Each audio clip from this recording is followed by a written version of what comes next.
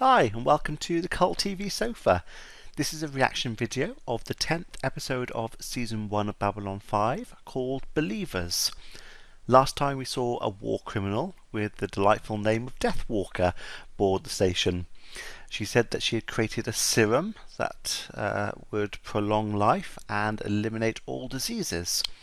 Many of the smaller species wanted her to go on trial for her crimes, whilst the larger ones wanted the serum. She eventually left the station, with the Vorlons coming through the jump gate and blowing up her ship. So let's see what happens in the next episode. I'm going to put any relevant trivia that I find over here, and at the end of the reaction I'll be discussing what happened and my thoughts about the episode. And I'm going to start it in 3, 2, 1. Am I going to die? If it is written in the streams of time, Sean, it will be so. Ooh. I'll tell you what is written in the streams of time. Very soon you will breathe much easier. Please don't speak that way. No one knows what is written in the stream until the waters surround him. Wait for that. Bit of hope would be nice. I am never wrong about these things. Well, both sides are wrong to be saying what they're saying. The doctors on our world say that there is no treatment for his watery breathing. Sean's condition is very serious, but it is treatable. Simple operation will easily correct the condition. You will cut him open? Food animals are cut open. They don't have a soul, so it's all right, but the chosen of God may not be punctured. So their religious beliefs are that they can't have surgery, they can't have incisions or be cut into. I think that's similar to Mormons. I can't quite remember. I'll put some information over here. I can't. I don't have children, but I can't imagine not wanting to do everything I could to save them. But I also can't imagine having the belief that strong that would make you not want to have that surgery. So, tough one. We've just received a distress signal from the Starliner Asimov. Location. Grid 471 by 18. That's Raider territory. Recommend we dispatch a fighter wing to meet the Asimov, then escort her back here. The potential combat situation requires the presence of at least one command officer. Why would it need a command officer? Surely all of their fighter pilots should have the authority and ability to deal with anything they find out there. There's bound to be somebody in charge of the wing who could do it. The veterinarians on our own world perform this surgery on distressed food animals. So you're just going to let him die? What kind of a god do you worship? That was the wrong thing to say. As a medical professional, she needs to be able to hold that in. We can try something here that might give Sean's natural defenses a chance to break up the blockage. If we use a combination of emollients and microbeam. What the hell are you doing? I was going to ask you the same thing. You never insult a patient's beliefs. You work with them. You try to understand their concerns. You give them a reason to be on your side. And you think lying to them is going to help? You know as well as I that mineral oil and microbeams won't dislodge that mass. Sometimes you have to heal the family before you can heal the patient. Yeah, makes sense. Work with them, time to find a way around things.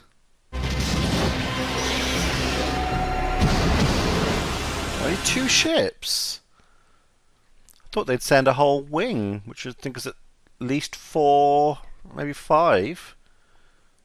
Seems weird to send 2. You didn't solve anything, you just postponed it. I gave them a chance to think about it, to reconsider. What choice has he got? Some hope's better than no hope at all, which is what they've currently got. Why do you want to import a steak? Research. That seems weird that you have to get permission to order in a steak. No more superstition. We have the safety of the patient precedent here on the station. You leave me no choice but to ask Commander Sinclair to suspend your parental authority. I'll put aside your objections and I will perform that surgery without your permission. That's a huge thing to do. I mean, the reason they're not doing it is because they think it'll destroy his immortal soul. So for the afterlife. Please don't let Dr. Franklin operate. Since you have no representative, that means that I have to be your advocate. And that means that I have to consider the safety of the child, as well as the rights of the parents. Oh, what a horrible situation for him to be in as well, though. I feel sorry for your doctor. If he harms my child, if he touches Sean, I will kill him. Well, that kind of goes against their beliefs, I would have thought. It must be difficult for you to feel so powerless. They're spiritual. We have our own relationship with the larger domains of the universe. Matters of the soul are very private. We have suffered the interference of others in this area, and are thus ourselves Soul hunter. forbidden to intervene in matters such as this. They don't want to interfere with other people's beliefs. Only trying to save our child. That is also what Dr. Franklin believes he's doing. Whose belief is correct? And how do we prove it? Again, that kind of contradicts what they've said in previous episodes. The Soul Hunter one in particular, I would have thought they would go with their beliefs, because they're actually very similar. Well, they certainly believe the spirit goes on after they die. God, it's a minefield, isn't it? How you doing, Jeff? Lousy. Still thinking about that kid? That's probably all he's thinking of. That's such a huge weight to have on his shoulders. Hello, Jean. I'm Commander Sinclair. Welcome to Babylon 5. What do you think of my station? I haven't seen much of it. What do you think of the ceiling? Only the med lab. I have to ask you a very difficult question. Do I want to live? Yes. Very much. But I don't want the operation. I don't want to lose my spirit. I had an operation once, a very serious operation. But I'm fine now. But you are not one of the chosen. You are not born of the egg. So it sounds like their entire species is focused around those beliefs. Are you going to sign the order? I have to refuse to sign the order. I can't allow you to perform the operation. I just don't know what I could do in that situation. How can you deny me permission to operate? If it were just me, I would have signed the order in the first place. Yeah, but if the commander of Babylon 5 starts overruling individual beliefs just because they violate his own beliefs, we'll be setting a dangerous precedent. Yeah, and I don't think I could be that strong, because he's right. I think I would have gone with my beliefs, which are save the child. But he's being above that. I don't think I could do that. That makes him a good commander, but he must feel crappy for that decision. I think you should go now. You're going to do it anyway, aren't you? They have their beliefs and I have mine. I understand. If I had his knowledge, if I was in this situation, it would certainly be going through my head to do the operation. Radar is breaking off, Alpha Leader. What are your instructions? Probably breaking off to get outside jamming range, bring in reinforcements. Stay with the Asimov and escort it back to base. I'll take out the Raider. Negative. Violation of orders. The hell with orders. If that ship brings back a dozen Raiders, we'll all be dead. Why on earth do they only have 2 ships when there could be raiders attacking? They knew that. That's why they sent the ships. But only 2. Lord, preserve this child. Say again? Nothing. It's a prayer for a spirit. My prayers have to be just as good as theirs, right? Ah, that's so hypocritical, though. If you're saying a prayer, that's your belief. You're just disregarding the parents' beliefs in place of yours. Not good. That's really not good. I can breathe again, but I don't feel different inside. Well, see, I told you. You asked for us, Doctor. Datya! Manya! In the name of the egg, you did it. You did it anyway. It's me! I don't feel any different. Listen, I'll sing songs Away with you, demon! Away, please! There's no way his parents will ever come round. So now he's on his own. And in fact, I very much doubt any of his species would come round. Should ask for your resignation right here, right now. You want it, it's You yours. should. Me, Doctor. Who asked you to You should play be God? disbarred for that. Patient who comes through that door, that's who. People come to doctors because they want us to be gods. My husband has brought the Lamuda. The traveling robe for great journeys. We will take the boy now. He needs to rest. He will. They're gonna kill him. I'm waiting. For an apology. You won't get You one. better check the temperature and Yeah, first. you don't deserve one. They're gonna kill him.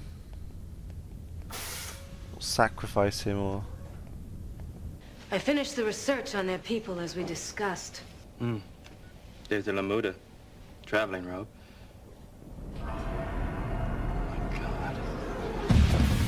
It's not a travelling robe.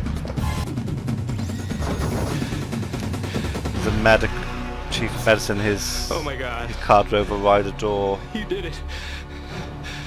You did it. Do not grieve. This was not our son. So what's going to happen to them now? I mean, I don't know how he died. Maybe the child took something. But I mean, the parents responsible for the death. Is that murder? You can have my resignation. I've decided not to ask for it. That's ridiculous. He would lose everything for that. Hey, you are? What happened out there? Nothing. Nothing? I just got back the repair order on your fighter. It'll be in the shop for a week, minimum. And on top of that, I hear you broke regs about leaving formation and engaging in combat without backup. Formation? There's only two of them. Not much of formation. Well, that was a heartbreaking episode. And I think I've got an apology to make. I think I've been a lot quieter in this episode. And I think that's just partly because there was a lot of speeches and a lot of talking, things to listen to. So I was listening a lot more than I was talking, but I know it doesn't make for a good reaction. But wow, I made a few notes about this one as we went going along.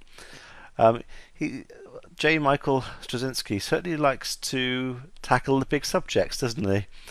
Last time we had Death Walker, dealing with war crimes and experimentation and serums that prolong life.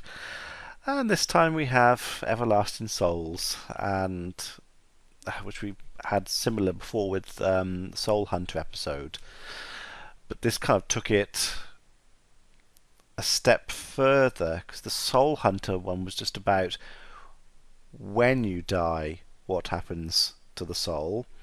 This one was about prolonging life and then what happens to the soul. So yeah, an extra step. I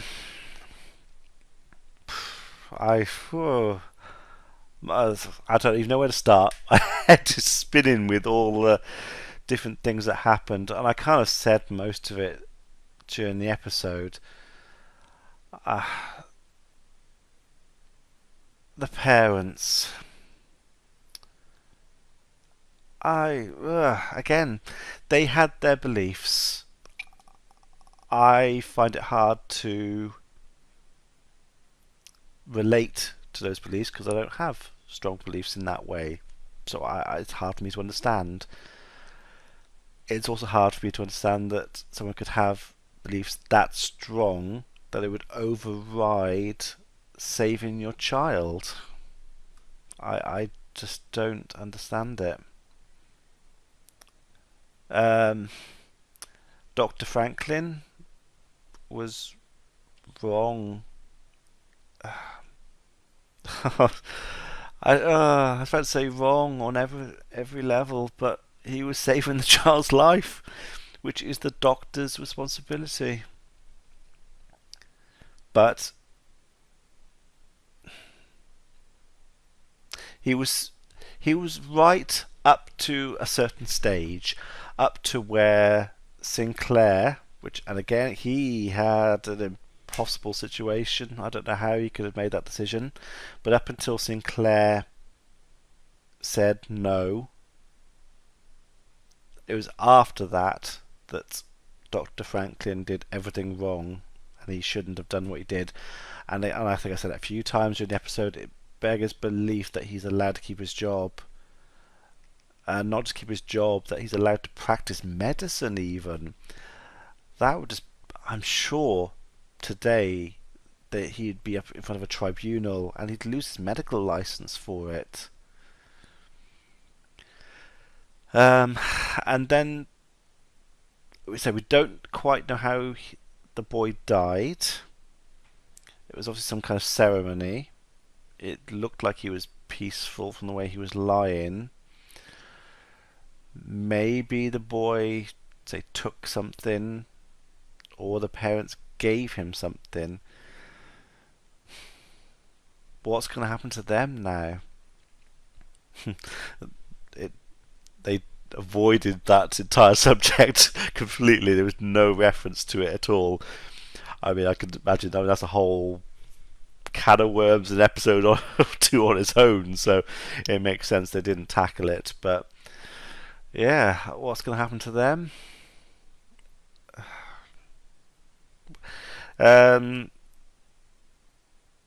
Surgery, yeah. So they were saying the only thing they can do is surgery. I mean, this is, oh god, how many years in the future? 22, so it's about 200 odd years in the future.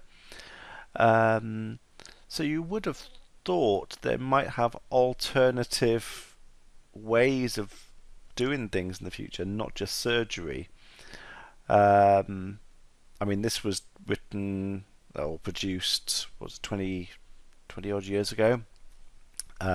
Keyhole surgery is much more of a thing now than it was back then. I'm sure it was around back then, 20 years ago, but I think a lot of surgeries are done using keyhole now. But even so, keyhole surgery is still a surgery. It wouldn't have been permitted in this case. But it was some kind of blockage that the boy had. So you might think there might be some way they could, I don't know, using sound waves. And again, I think we can do that now, but again, in the future, you would think things would be much more advanced. They'd be able to do it without a surgery. I mean, the simple answer is that yes, they can, except for this specific ailment. They couldn't do it it had to be done via surgery. But I just would have thought there'd be something a bit more futuristic they could have done. Excuse me, losing my voice. I haven't got a drink. And then the other thing that crossed my mind was completely unrelated to this now. They were talking about importing steak. So that kind of implies that they don't eat meat on the station. And you see a lot of shots. There's a lot of grassland on Babylon 5, which I would assume, I was about to say, assumes for oxygen, but actually you don't see many trees. There are trees, but I see a lot of grass and land, but not trees. I'll have to keep an eye out for that. So what's I assume the purpose of that is they grow crops, so they are growing food and things for the station to eat. But you would have thought there would be some kind of animals, something on, to milk, cheeses, to produce food of some kind. But the reason I paused a bit ago is because I was just thinking it all through, and I've just thought maybe oxygen is just so much of a premium they can't afford to have animals breathe in and taking up that oxygen, even though they produce the food. The air is more valuable than the meat. maybe. But yeah, so that means that maybe, let's say, they don't. If meat is so uncommon, they must have a very vegetarian lifestyle in the future. Well, certainly on space stations anyway, because of the meat being a premium. Yeah, it's something that crossed my mind. And again, it's something I'll keep an eye out what they eat in the future and things like that. So 'cause I find that interesting. So yeah, I'm sorry, it was a bit of a rambling one. This one, and so I know I've been quiet in the episode, spurting it all out at the end. It was that kind of episode. It was such a deep episode, and I'm quite sure I'll be thinking of stuff later. So if I do think things through more, which I'm going to, if anything pops into my head, I'll put it in the comments. Sorry, in the trivia here. But yeah, he certainly writes them, doesn't he? And this is just the first. What's this? Episode 10. First 10 episodes of season 1. Blimey. Yeah, let me know what you thought in the comments below.